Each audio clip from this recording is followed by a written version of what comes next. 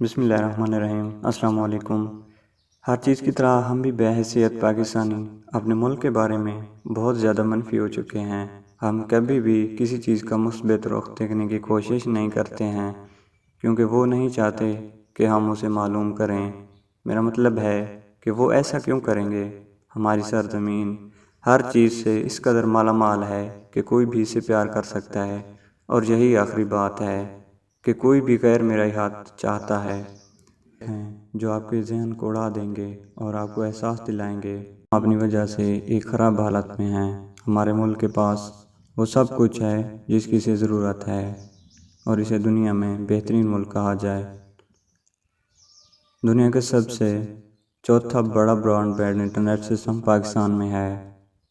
پچھلے 5 سالوں میں پاکستان کی شرح خواندگی 250% بڑھ گئی ہے۔ آج تک کسی بھی ملک کو یہ سب سے بڑا اضافہ نہیں ہوا۔ پاکستان ایٹمی طاقت کو حاصل کرنے والا پہلا اسلامی ملک ہے۔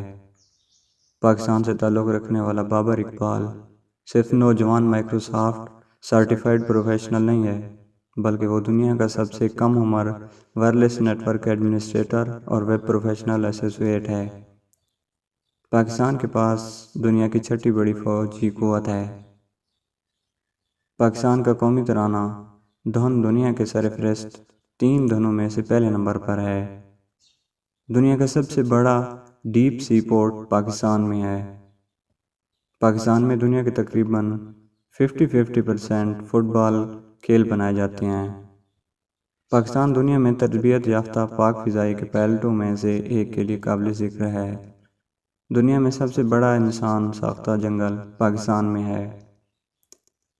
ایشیا کا سب سے بلند ریلوے اسٹیشن پاکستان میں ہے۔ پہلا PC وائرس تو پاکستانی برادران نے تیار کیا تھا۔ پہلا پاکستانی نوبل انعام یافتہ ڈاکٹر عبدالسلام ہیں۔